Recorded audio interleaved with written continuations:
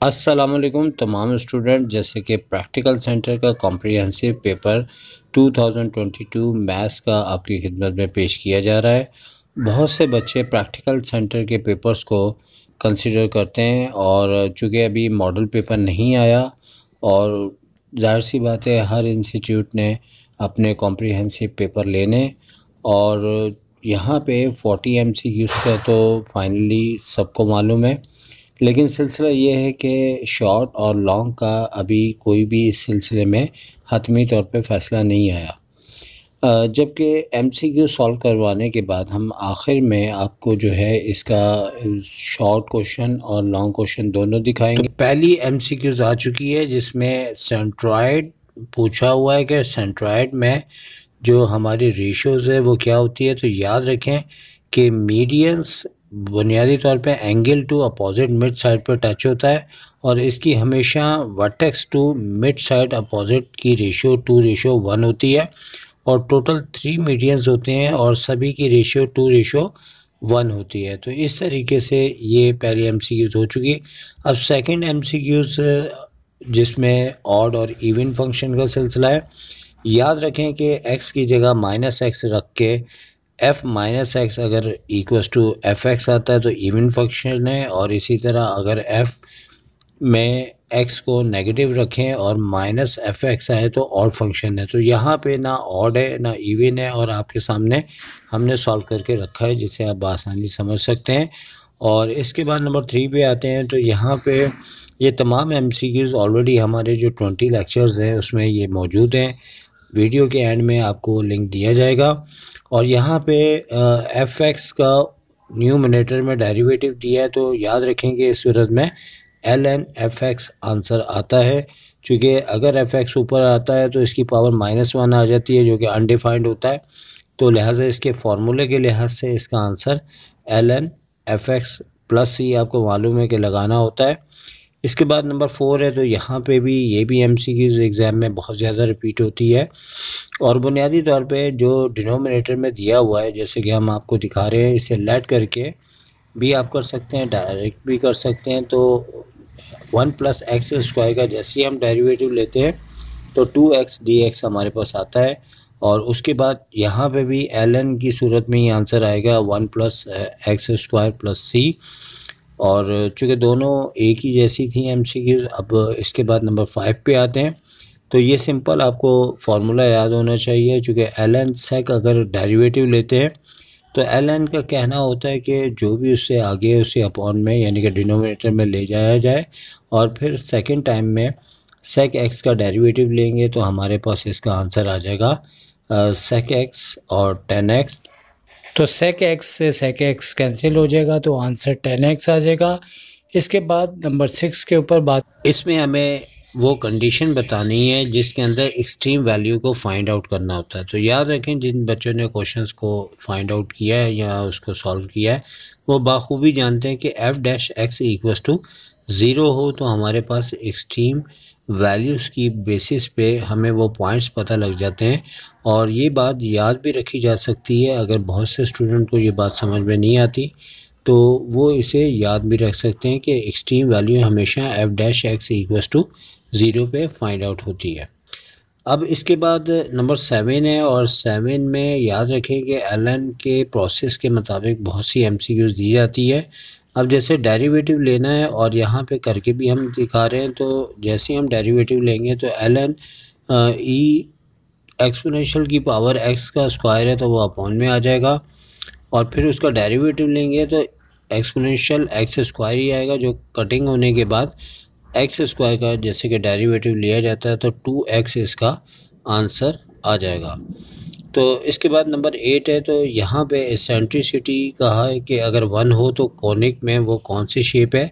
तो हम एक तीर से 3 शिकार कर रहे हैं तो सिर्फ आपको 1 ही के लिहाज से नहीं बता रहे। याद रखें कि कोनिक के अंदर पैराबोला की एसेंट्रिसिटी 1 होती है, एलिप्स में 1 से कम होती है और हाइपरबोला में 1 से बड़ी होती है। तो यकीनी तौर पे ये पैराबोला इसका आंसर होगा।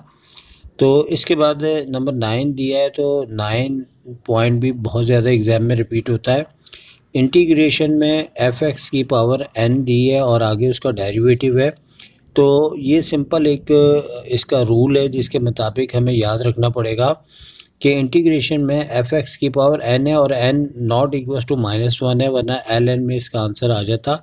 तो उसका जब डेरिवेटिव दिया जाएगा तो उसका आंसर आपके पास ये आएगा कि एफ एक्स की पावर n+1 और वही डिनोमिनेटर में n+1 प्लस सी इसका आंसर आ जाएगा, जो कि हम आपको दिखा भी रहे हैं।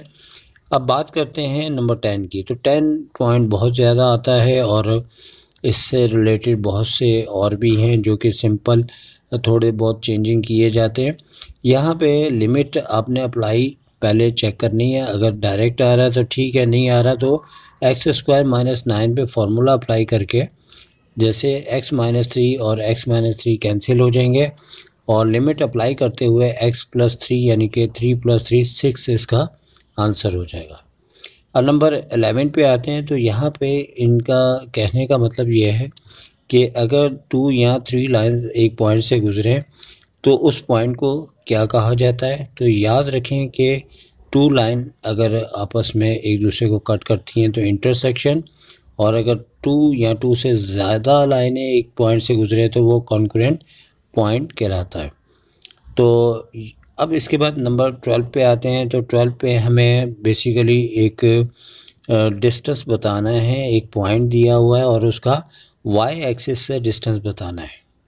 तो आपके सामने फिगर आ चुकी है। याद रखें कि जो पॉइंट हमें दिया गया है 5,7 और हमेशा परपेंडिकुलर वाई एक्सिस से इस पॉइंट पे हम डिस्टेंस फाइंड आउट करते हैं और सेम लोकेशन में हमारे पास जो y है वो 7 है, x 0 है और डिस्टेंस फार्मूला लगा के लंबा चौड़ा करने के बजाय हम डायरेक्ट 7 से 7 कैंसिल हो जाता है और 5 का स्क्वायर करें 25 तो इसका 5 आंसर आ जाता है। तो MCQ 13 में जॉइंटली इक्वेशन दी हुई है और परपेंडिकुलर कंडीशन है जो हमें सिर्फ याद रखनी पड़ेगी। इसका last option h² - AB answer होगा। अब इसके बाद नंबर 14 है और ये भी पॉइंट हमारे पास या तो एलिप्स के लिहाज से आता है या फिर हमारे पास ये हाइपरबोला के लिहाज से आता है। ये एक रिलेशन है कोनिक का रखना होता है। जैसे कि यहाँ पे 1 - सेंट्रिसिटी दी है तो एलिप्स है। नंबर 15 पे हमसे रेडियस पूछा गया है। हमें ये देखना होता है कि जैसे कि -4x है तो इसे 2 से डिवाइड कर दिया तो -2 आ गया जो कि g की वैल्यू होती है। 8y के साथ जो 8 है वो f होता है, उसे 2 से फार्मूले के लिहाज से या जनरल इक्वेशन के लिहाज से डिवाइड करना होता है और c हमें +8 दिया है। जैसे फार्मूले के अंदर हम वैल्यू रखेंगे और उसका स्क्वायर करते हुए इसका √12 आंसर आ जाएगा। 16 MCQs है, ये आपका वेक्टर से रिलेटेड है और यहाँ पे a और b वेक्टर दिया हुआ है और इसका आंसर जब भी a.b हो तो इस सूरत में = 0 हो तो परपेंडिकुलर होते हैं। अब 17 भी आपके सामने आ चुकी है। तो sin 90 डिग्री बेसिकली वैल्यूज़ होती है 1 और 10x का हमें सिर्फ़ और सिर्फ जो है वो फार्मूला याद होना चाहिए कि जो कि ln sec x + c इसका आंसर होता है। और बहुत से फार्मूले आपको दिए जाते हैं, याद रखें कि फ़ार्मूले आपको याद होने चाहिए और उन्हीं फार्मूलों से रिलेटेड बहुत से पॉइंट दिए जाते हैं। अब नंबर 18 के ऊपर आते हैं। तो यहाँ पे आपको सर्कल का सेंटर पूछा हुआ है। याद रखें जब सेंटर मालूम करना होता है तो हमें x² + y² को तो बिल्कुल नहीं डिस्टर्ब करना। अलबत्ता जो 2g है जनरल इक्वेशन में और x के साथ 12 लिखा है तो 2 से डिवाइड करेंगे तो 6 आएगा, लेकिन इसकी साइन बदल देंगे जबकि y नहीं है, इसका कोफिशिएंट 0 है तो 0 आ जाएगा। तो इन तमाम MCQs के लिए आपको लाजमी तौर पे स्टडी ज़रूरी है, डायरेक्ट आपको नहीं समझ आ सकते। और नंबर 19 के अंदर हमें 3 की पावर x दी गई है। बेसिकली ये ln प्रोसेस होता है और इसमें फार्मूला बाज़ाहिर लगता है जैसे अप्लाई हो रहा है, चूँकि ln 3 हमारे पास है। यानी सबसे पहले तो हमने ln अप्लाई करते हुए पावर को पहले ले लिया और ln 3 जो है एज अ कांस्टेंट वैल्यू है तो यह फार्मूला नहीं अप्लाई होना, वो कांस्टेंट साइड पे आ जाएगा। x का डेरिवेटिव लेंगे तो dx आ जाएगा और याद रखना है कि साथ में जो भी इसका फंक्शन है 3 की पावर x भी लिखेंगे। इसके बाद मैग्नीट्यूड बोला हुआ है जो कि बहुत सिंपल है। हमारे पास i j k 3 नंबर होते हैं, k नहीं दिया तो 0 है तो रूट के अंदर हमारा जो है तीनों नंबरों का स्क्वायर करते हैं तो 4 का स्क्वायर 16, 3 का 9 तो 25 है, तो 25 रूट से बाहर निकलेगा तो इसका आंसर 5 हो जाएगा।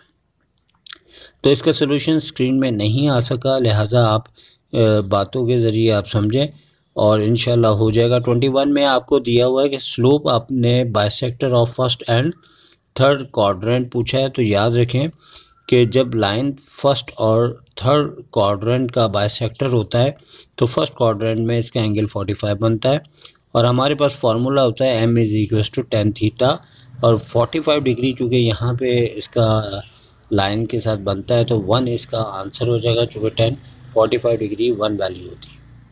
अब बात करते हैं 22 की। तो 22 याद रखें कि ये हमारे पास एक बुक के अंदर फार्मूला दिया हुआ है और उस फार्मूले के लिहाज से हमें कुछ चीज़ें हैं वो याद रखनी पड़ेंगी, क्योंकि जिस तरह फार्मूले होते हैं कुछ नोटेशंस होते हैं, कुछ ऐसी बातें होती हैं जिन्हें हमें याद रखना पड़ता है कि इसका आंसर क्या होगा। तो लिहाजा लिमिट के अंदर कई ऐसे फार्मूलाज या नोटेशंस या ऐसे रिलेशंस दिए हुए हैं जिनको हमें याद रखना पड़ेगा। अब बात करते हैं 23 की।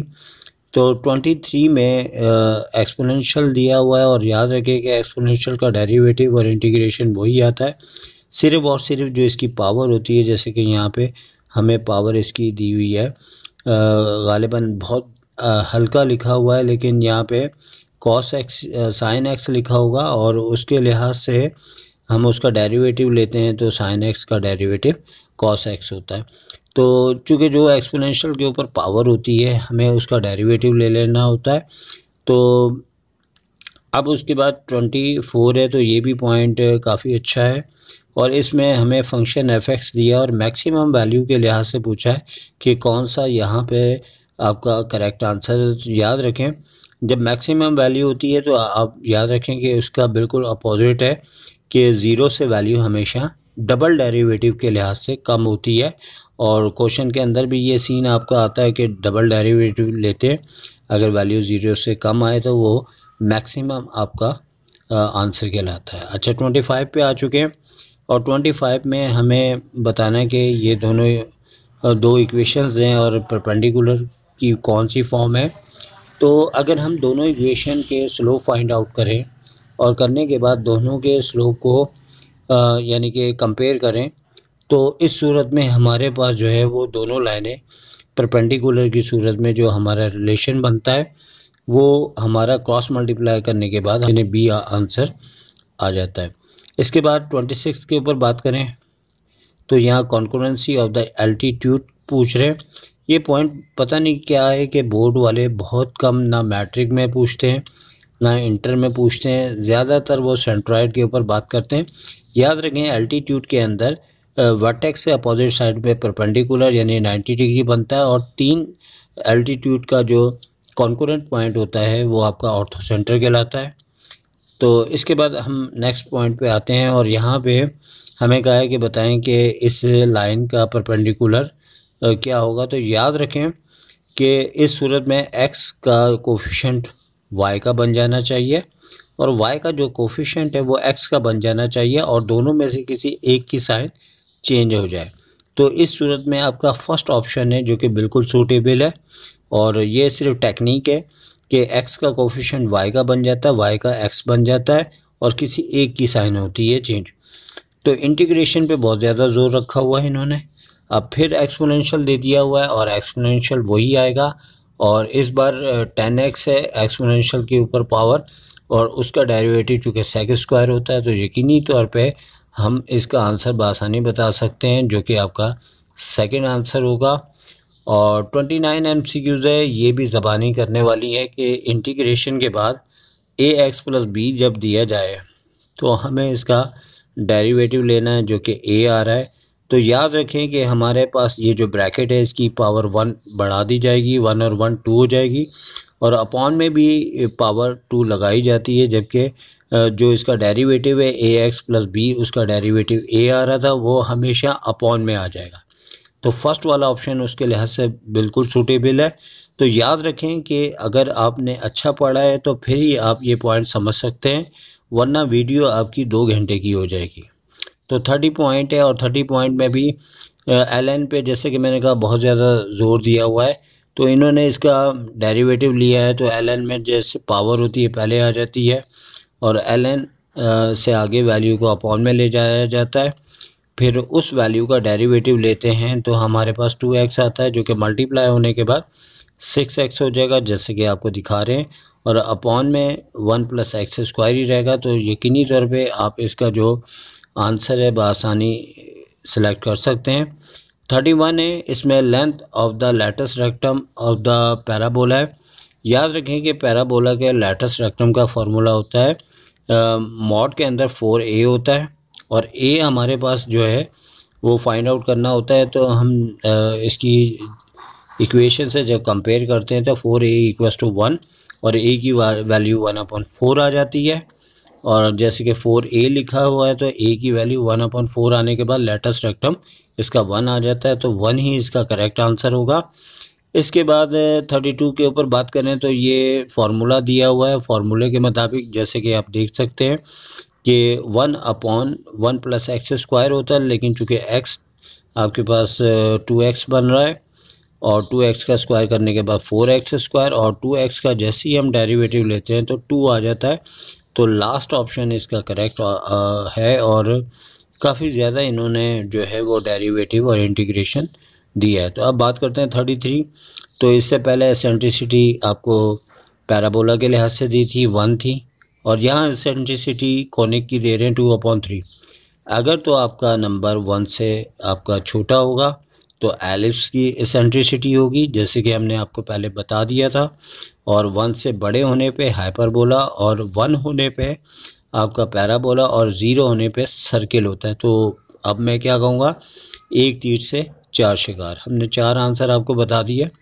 अच्छा, इसके बाद 34 है, ये बहुत ही ज़्यादा इन्होंने, याद रखें कि पूरे पेपर में कोई एक पॉइंट ऐसा होता है जो बच्चों को क्या टीचरों को भी तंग करता है। इसके लिए बुक के अंदर पेज नंबर गालिबन 218 के ऊपर बाय पार्ट्स से हमारे पास एक फार्मूला ड्राइव हुआ है, ये आपको याद रखना पड़ेगा। और जैसे कि इन्होंने पेपर में दिया है तो यकीनी तौर पे जिन्होंने याद नहीं रखा होगा इसका आंसर नहीं दे सकेंगे, तो आप अपनी बुक को भी स्टडी किया करें। इसके बाद 35 पे आते हैं।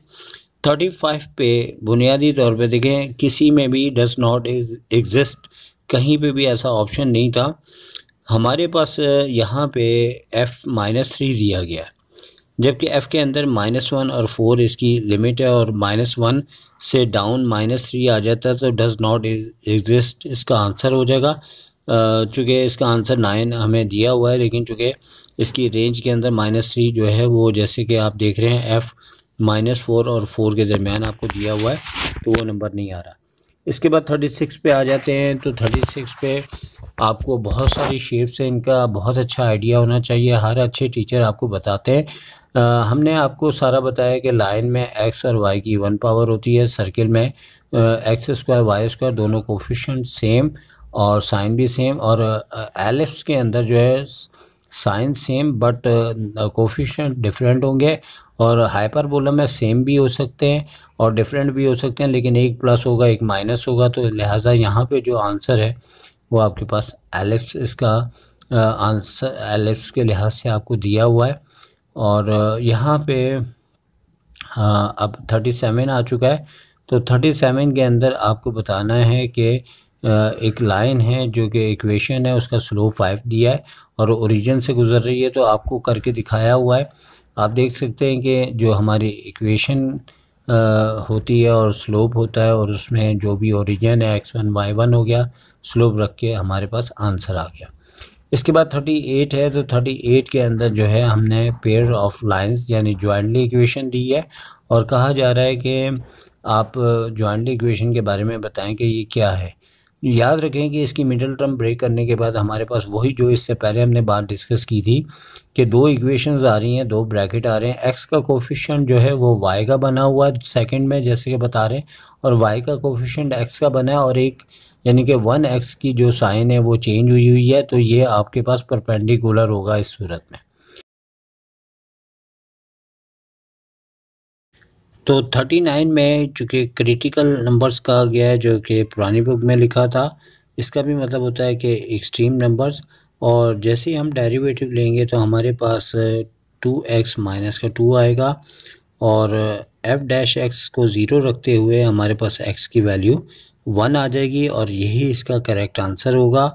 और याद रखें कि नंबर 40 पॉइंट है हमारे पास। यहाँ पे इन्होंने वर्टेक्स पूछा हुआ है, और वर्टेक्स के लिहाज से इन्होंने जो इसकी इक्वेशन दी है x माइनस 1, यानी कि 1 जो है आपका h है और y प्लस 2 आपका k है। तो याद रखें सेंटर को, वर्टेक्स को h और k कहते हैं, और आपने सिर्फ साइन चेंज करनी है। जैसे -1 है तो +1 कर देंगे, और +2 है तो -2 करते हैं।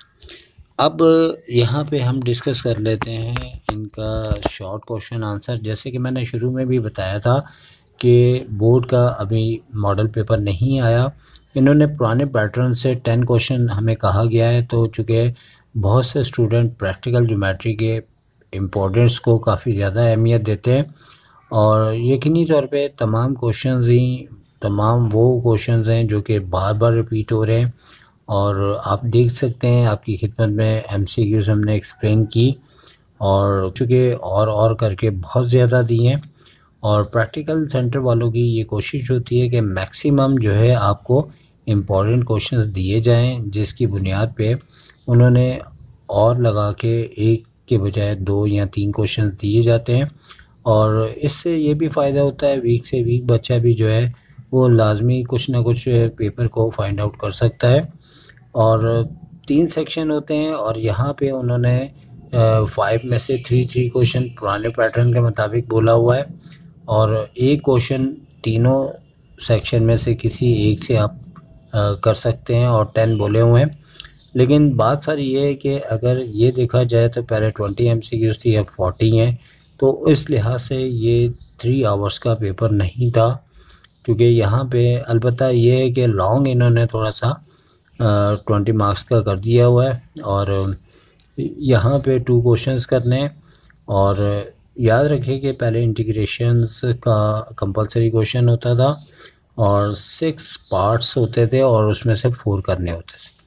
मेरा अपना ऑब्ज़र्वेशन ये है कि अभी मॉडल पेपर तो नहीं आया, मुमकिन है कि अब वो 5 दे के आपसे 3 करवाएं, तो आपको बहुत ज़्यादा फ़ायदा हो जाएगा इस सूरत में।